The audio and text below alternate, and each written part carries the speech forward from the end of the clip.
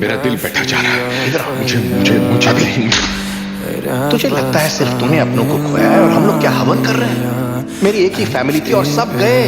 Quill, ग्रूट, Drax, वो antenna वाली item, सब लोग खत्म।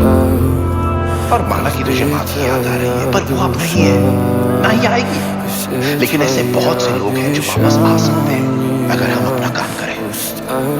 तो भाई मेरे, दाढ़ी से जूतन निकाल के खड़ा हो जा, अपनी आइटम से प्यारी बातें कर और उसकी नजर बचाकर वो अनंत मणि निकाल ले, ताकि मैं अपनी फैमिली को फिर से देख सकूं।